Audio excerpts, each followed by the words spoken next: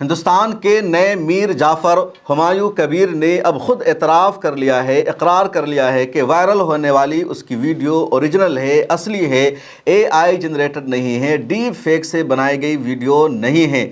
जब एक हफ़्ता पहले सोशल मीडिया पर हुमायूं कबीर की ये वीडियो वायरल हुई तो उसने कहा कि AI जनरेटेड वीडियो है, डीप फेक से बनाई गई वीडियो है। ममता बनर्जी ने, TMC ने हुमायूं कबीर को बदनाम करने के लिए इस तरह की फर्जी वीडियो बनवाया है। ममता बनर्जी नहीं चाहती कि हुमायूं कबीर मुसलमानों की आवाज़ उठाए, हुमायूं कबीर बाबरी मस्जिद बनवाए, इसलिए उसने मुझे बदनाम करने के लिए इस तरह का झूठा प्रोपेगेंडा किया है। और यही मानना था ऑल इंडिया मजलिस इत्तेहादुल मुस्लिमीन का भी और इस पार्टी के वर्कर्स का भी, इनके सपोर्टर्स का भी। जब पहले दिन मैंने इस पर वीडियो बनाए, इस शख्स को एक्सपोज किया कि इसकी इस तरह की वीडियो वायरल हो रही है, तो बेशुमार लोगों ने फेसबुक पर आकर मुझे ट्रोल किया, ट्विटर पर आकर मुझे ट्रोल किया। वीडियो के नीचे यूट्यूब पर लोगों ने कमेंट करना शुरू कर दिया कि ये AI जनरेटेड वीडियो है, फेक वीडियो है, असदुद्दीन ओवैसी ने इसके साथ अलायंस किया है, तो ये शख्स गलत हो ही नहीं सकता। लोगों ने मुझे कांग्रेसी पत्रकार कहना शुरू कर दिया, दलाल कहना शुरू कर दिया, जिसके मन में जो आया उसने कहना शुरू कर दिया कि असदुद्दीन ओवैसी इसके साथ हैं, ये दोनों मिलकर बंगाल के मुसलमानों के एम्पावरमेंट के लिए काम कर रहे हैं। ये गलत कैसे हो सकता है? लेकिन अब हुमायूं कबीर ने खुद इकरार कर लिया है कि ओरिजिनल वीडियो है, और उसने बताया भी कि इस वीडियो को कब रिकॉर्ड किया गया, ये वीडियो कब की है। और वो बता रहा है कि वीडियो 19 मिनट कुछ सेकंड की नहीं है जो सोशल मीडिया पर वायरल हुई है, बल्कि जो वीडियो है पूरी की पूरी 51 मिनट की वीडियो है। मेरे पास भी इसकी रिकॉर्डिंग मौजूद है, और 2 लोग मेरे पास आए थे, उसमें से एक दिल्ली का था, एक बंगाल का ही था, उसमें से एक जर्नलिस्ट बन करके आया था, और उन दोनों ने मेरे साथ गुफ्तगू की, बातचीत की। एक उनमें से साधु बनकर आया था और एक जर्नलिस्ट, एक साधु, दोनों मेरे साथ बातचीत करते रहे। मैं भी खुलकर उनसे गुफ्तगू करता रहा। मुझे नहीं पता था कि लोग इस गुफ्तगू को रिकॉर्ड कर रहे हैं, उनके पास कोई हिडन कैमरा है। और ये अभी का मामला नहीं, बल्कि दिसंबर 2025 में ही इन लोगों ने आकर मेरे साथ बातचीत की और इसको रिकॉर्ड कर लिया। मैंने भी उस पूरी गुफ्तगू को रिकॉर्ड किया था, और मुझे लगा कि सिर्फ मैं रिकॉर्ड कर रहा हूँ, किसी और के पास रिकॉर्डिंग नहीं है। 51 मिनट की मुकम्मल रिकॉर्डिंग है। 51 मिनट तक हमारी उनके साथ बातचीत हो रही। एक दिल्ली का जर्नलिस्ट, एक सिल्लीगुड़ी का साधु बन करके आया था। तो ये हुमायूं कबीर का एतराफ़ है, इकरार है। आप ख़बरें देख सकते हैं, बाज़ाब्ता मीडिया में आ करके उसने अपना ये जुर्म कबूल किया है, और तमाम अखबारात ने इस खबर को शाये भी कर दिया है। हुमायूं कबीर ने यह भी धमकी दी है कि जो 2 शख्स आए थे, एक साधु और एक जर्नलिस्ट, उन दोनों के ख़िलाफ़ वो मुकदमा दायर करेंगे, उनको जेल भिजवाएंगे। उनकी जो टीम है लॉयर्स की, वो तैयारी कर रही है इस मुकदमा को आगे बढ़ाने की। ये हुमायूं कबीर ने कहा। हुमायूं कबीर बीजेपी का है या नहीं है, उसने 1000 करोड़ में कौम का सौदा किया था या नहीं किया था, अब तो आपको यकीन हो गया। यकीन इस बात के लिए भी आपको हो जाना चाहिए कि देश के वज़ीर-ए-आज़म नरेंद्र मोदी ने इसका दिफा किया। पिछले दिनों बंगाल में एक रैली को ख़िताब कर रहे थे हमारे वज़ीर-ए-आज़म नरेंद्र मोदी साहब, और अपने भाषण के दौरान उन्होंने कहा कि कुछ लोगों को, कुछ पार्टियों को AI से वीडियो बनाकर बदनाम किया जा रहा है। ममता बनर्जी का नाम लिए बगैर नरेंद्र मोदी साहब ने कहा कि वो AI का सहारा लेकर अपने मुखालफीन को बदनाम कर रही है। अब सुनिए PM मोदी को। ये तृणमूल वालों को अपनी पराजय निश्चित दिखाई देने लगी है, इसलिए आने वाले दिनों में ये लोग साजिशों का सहारा लेंगे। AI के जरिए, आर्टिफिशियल इंटेलिजेंस के जरिए फेक वीडियो बनाकर ये झूठ फैलाने की कोशिश करेंगे। इस वीडियो को आपने सुना, इसको सुनने के बाद तो आपको यकीन हो गया होगा कि स्टिंग ऑपरेशन की वीडियो रिलीज़ हो जाने के बाद बीजेपी का जो पूरा मंसूबा था, पूरा प्लान था, वो प्लान पूरा फेल हो गया, नाकाम हो गया।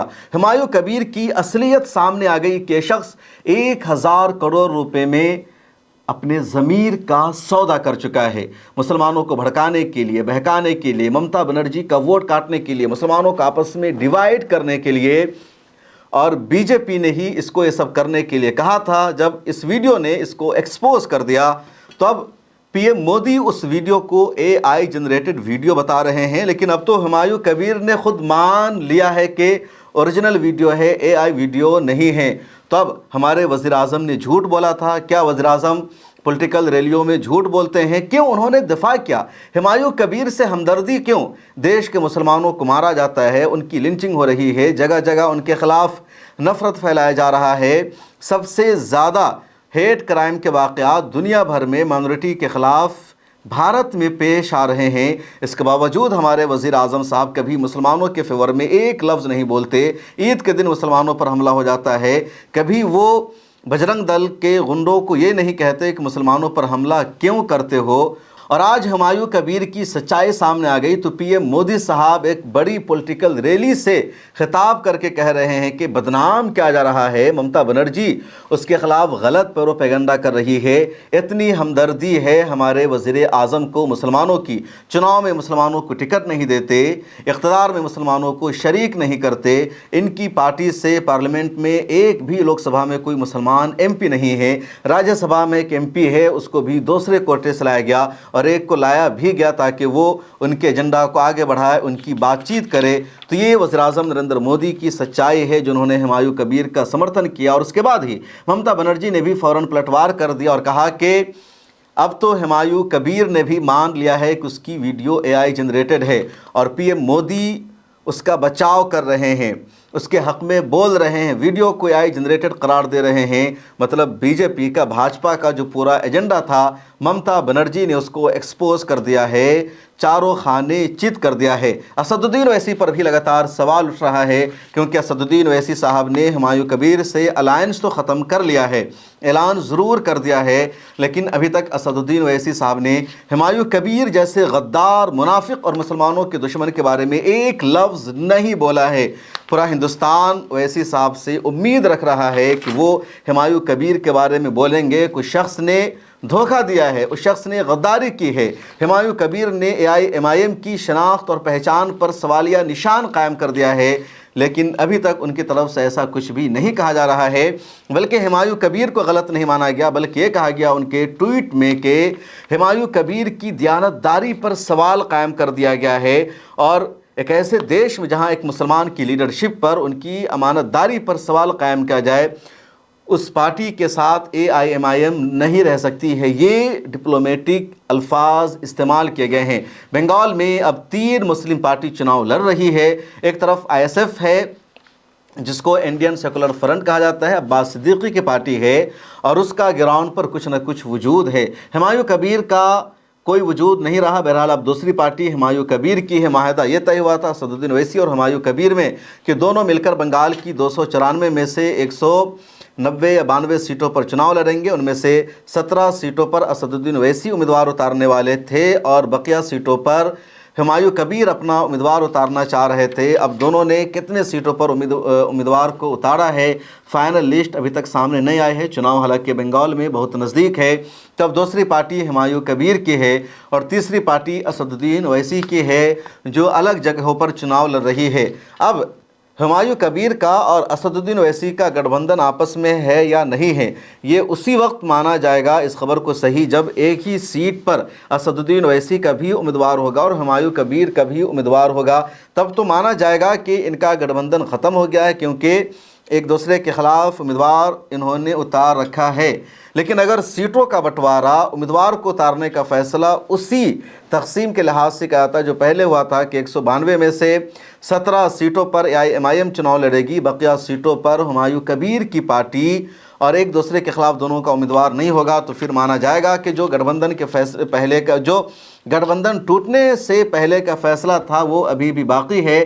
محض رسمی طور پر اعلان کیا گیا ہے, اس کے علاوہ کچھ بھی نہیں ہوا ہے. اسد الدین اویسی کا بھی بنگال میں کوئی مضبوط گراؤنڈ نہیں ہے. جو بنگالی ہیں وہ ان کے ساتھ عموماً نہیں ہے. 2021 میں بھی AIMIM نے پوری کوشش کی تھی لیکن ان کو وہاں کامیابی نہیں مل سکی.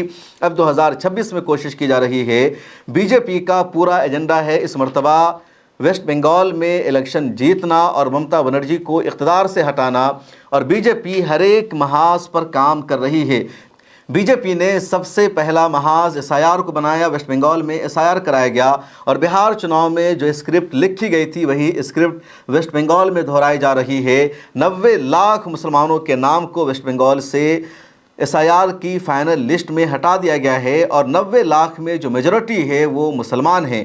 جو مسلم میجورٹی علاقہ ہے مرشید آباد 24 پرگنہ، خواہ وہ ساؤتھ 24 پرگنہ ہو یا نارتھ 24 پرگنہ ہو، ہاوڑہ کا علاقہ ہو، کلکتہ کا مسلم میجورٹی علاقہ ہو، ان تمام جگہوں سے تقریباً کہیں 40%، کہیں 50%، کہیں 70% مسلمانوں کا نام ہٹا دیا گیا ہے. BJP نے SIR کرنے پر بھی اکتفا نہیں کیا. BJP کو لگا کہ SIR بھی اگر ہم نے کرا لیا اس کے باوجود ممتا بنرجی جیت سکتی ہے، اس لیے ایک کام اور کرنا ہوگا. اور کام یہ ہے کہ ممتا بنرجی کا جو ہندو ووٹ ہے اس کو ممتا بنرجی سے الگ کرنا ہے، دور کرنا ہے، اور جو مسلمان ووٹ ممتا بنرجی کو جاتا ہے وہ ووٹ بھی ممتا بنرجی کو نہ جائے، بلکہ وہ ووٹ کسی مسلمان MLA کو جائے جو ممتا بنرجی کے خلاف چناؤ لڑ رہا ہو، اور اس طرح ممتا بنرجی کا مکمل طور پر صفایا ہو جائے. چنانچہ ہمایوں کبیر کو لائے گئے، 1000 کروڑ میں ڈیل ہوئی اور ہمایوں کبیر کو کہا گیا کہ پہلے تم یہاں بابری مسجد بناؤ. جب تم بابری مسجد بنوانا شروع کرو گے اور میڈیا یہ خبر چلائے گی کہ TMC کے پورو ودھائک نے ممتا بنرجی کے ہی اشارے پر ویسٹ بنگال میں چناؤ جیتنے کے لیے بابری مسجد بنانا شروع کر دیا ہے، تو جو ہندو ہے وہ ممتا بنرجی سے ناراض ہو جائے گا اور کہے گا کہ ممتا بنرجی کو ہم ووٹ کرتے ہیں، دیدی کو لیڈر مانتے ہیں، اور وہ یہاں بابری مسجد بنوا رہی ہے، اس لیے اب ہم اس کو ووٹ کرنے والے نہیں ہیں، کیونکہ پہلے ہی میڈیا نے ممتا بنرجی کی امیج بنا رکھی ہے. جمعہ کی نماز میں جاتی ہے اور جمعہ پڑھتی ہے، عید کی نماز ادا کرتی ہے، مسلمانوں کے ساتھ کھڑی ہوتی ہے، حجاب پہننے والی تصویر تو مین اسٹریم میڈیا پر سب سے ٹی وی چینلوں پر چلائی جاتی ہے. لیکن وہی ممتا بنرجی جب درگا پوجا پہ کروڑوں روپے کا فنڈ دیتی ہے، درگا پوجا میں جا کر کے وہ حصہ لیتی ہے، جب وہ مندر میں جا کر پوجا کرتی ہے اور وہ بتاتی ہے کہ وہ ہندو ہے، اس کو ٹی وی چینلوں پر نہیں چلایا جاتا. تو یہ ٹی وی چینلوں نے ہمیشہ کیا. اب BJP کو یہ لگا کہ بابری مسجد بنانے کی خبر جیسے ہی عوام تک پہنچے گی، عوام ممتا بنرجی سے دور ہو جائے گی کہ یہ تو مکمل طور پر مسلمانوں کی ہو چکی ہے، میڈیا کی زبان میں یا BJP کی زبان میں کہ مکمل طور پر یہ ملی ہو چکی ہے، اس کو ہندوؤں سے مطلب ہی نہیں رہا. یہ میرے لفظ نہیں ہے، معاف کیجیے گا، میں بول رہا ہوں کیونکہ میڈیا کا یہی کہنا ہوتا ہے، BJP کے لیڈر اس طرح بولتے ہیں. اب دوسرا BJP کا ایجنڈا تھا کہ جب ہندو ووٹ کر جائے گا تو صرف مسلمانوں کا ووٹ رہ جائے گا. مسلمانوں کا ووٹ 28% ہے ویسٹ بنگال میں، تو زیادہ تر مسلمان تو SIR کی وجہ سے ووٹ نہیں کر پائیں گے. اب جو مسلمان بچیں گے وہ اسد الدین اویسی کو ووٹ کریں گے یا ہمایوں کبیر کو ووٹ کریں گے، اور مسلمان ہمایوں کبیر پر بھروسہ کریں گے کہ یہ بابری مسجد بنا رہے ہیں، مسلمانوں کے ہمدرد ہے. BJP کو لگا کہ ہمایوں کبیر سے صرف کام نہیں ہو سکتا، کچھ اور کرنا چاہیے. تب کچھ اور بھی ویسٹ بنگال میں ہوا، کچھ دور کی پارٹیاں ویسٹ بنگال میں گئی اور خبر آتی ہے کہ اسد الدین اویسی اور ہمایوں کبیر مل کر چناؤ لڑیں گے. حالانکہ پورا ہندوستان حیران تھا کہ کیسے یہ دونوں مل کر چناؤ لڑیں گے، کس وجہ سے ہمایوں کبیر پر اسد الدین اویسی نے بھروسہ کر لیا. بہرحال ان دونوں کا بھی آپس میں الائنس ہو گیا، وہ الائنس ٹوٹ بھی گیا ہے. ہمایوں کبیر کو وہاں کے مسلمانوں نے اپنا لیڈر نہیں مانا ہے. سوشل میڈیا پر ایک ویڈیو وائرل ہوئی کہ ہمایوں کبیر ABP نیوز کو انٹرویو دے رہا تھا، ایک شخص وہاں سے جا رہا تھا اور اس نے اس کو گالی دینا شروع کر دیا، تو دلال ہے، تو بکاؤ ہے، تو منافق ہے. اور ہمایوں کبیر بھڑک جاتا ہے، اور ایسے شخص کا یقیناً بائیکاٹ ہونا چاہیے، ایسے تمام لوگوں کا بائیکاٹ ہونا چاہیے جو اس کے سپورٹر ہے. کل میں نے انسٹاگرام پر ایک ویڈیو ریلیز کی اور میں نے یہی لوگوں سے اپیل کی، آپ کو یہ بتانا ہے کہ ویسٹ بنگال میں مسلمانوں کا ووٹ ہمایوں کبیر کو نہیں جا سکتا، کیونکہ یہ مسلمانوں کا دشمن ہے. ویسٹ بنگال کو آسام جیسا بنانے کی BJP پوری کوشش کر رہی ہے.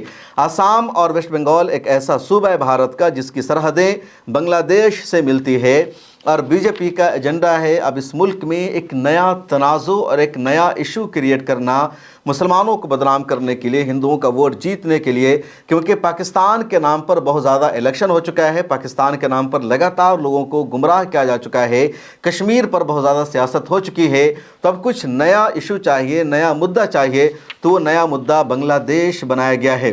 اور آسام اور بنگلہ دیش کی جو سرحدیں ہیں بنگلہ دیش سے ملتی ہے، تو ان صوبوں کے مسلمانوں کو بنگلہ دیشی کہا جائے گا، بنگلہ دیشی کا مدعا لایا جائے گا، اور اس طرح کہا جائے گا یہ سارے بنگلہ دیشی ہے جو زبردستی भारत में आकर रह रहे हैं, ये घुसपैठिए हैं। अगर बंगाल के हिंदू अपना विकास चाहते हैं, डेवलपमेंट चाहते हैं, तो उनको बीजेपी को वोट करना पड़ेगा, तभी बीजेपी उनके लिए काम कर पाएगी। क्योंकि ममता बनर्जी की सरकार में तो घुसपैठियों के लिए, बांग्लादेशियों के लिए काम होता है, उनके डेवलपमेंट पर सारा पैसा खर्च हो जाता है। ये एजेंडा है और इस एजेंडे का शिकार मुसलमान भी हो रहे हैं। मुसलमानों को सौदा करके मुसलमानों के बीच में लाया जा रहा है। इसलिए आप जिसको भी वोट कीजिए, सोच समझकर वोट कीजिए कि कौन आपके जज्बात से खेल रहा है, कौन आपको बेवकूफ़ बना रहा है और कौन आपके लिए काम कर रहा है। मुस्लिम क़यादत भी ज़रूरी है, लेकिन क्या अभी ये मौका है मुस्लिम क़यादत को मजबूत करने का, या अभी मौका है अपने वजूद को बचाने का? 90 लाख लोगों का नाम जो काट दिया गया है दोबारा SIR की लिस्ट में लोगों का नाम ऐड कराने का। कई ऐसी खबरें सामने आई है कि जिन लोगों का नाम था SIR में पहली लिस्ट में, दोबारा उनका नाम काट दिया गया। कुछ रिपोर्ट्स ये आई है कि जो ब्यूरो थे, जो स्कूल के मास्टर्स थे, जो बाज़ाब्ता दूसरों का नाम ऐड कर रहे थे SIR की फ़ाइनल लिस्ट में, उनका ही नाम SIR की फ़ाइनल लिस्ट में नहीं है। इस तरह की खबरें वेस्ट बंगाल से सामने आ रही है और पूरा एजेंडा है बंगाल में हर हाल में सरकार बनाने का, क्योंकि बंगाल एक आखिरी महाज बचा हुआ है, वरना नॉर्थ इंडिया में तकरीबन हर जगह बीजेपी अपनी सरकार बना चुकी है। लेकिन 2011 से कंटिन्यू वहाँ ममता बनर्जी की सरकार है, कांग्रेस ऐसे ही वहाँ से ख़त्म है, लेफ़्ट ख़त्म है, बीजेपी मजबूत भी हो रही है। तो जज्बात में फ़ैसला मत लीजिए, सोच समझकर फ़ैसला लीजिए। गद्दारों को, मुनाफिकों को पहचानिए और किस वक्त क्या फ़ैसला करना चाहिए, ये शऊर आपके अंदर होना चाहिए। मुझे दीजिए इजाज़त, आप अपनी राय लिखिए। अगर आप वेस्ट बंगाल से ताल्लुक़ रखते हैं तो वहाँ की सियासत में क्या चल रहा है वो मुझे बताइए, फिर मुलाकात होगी।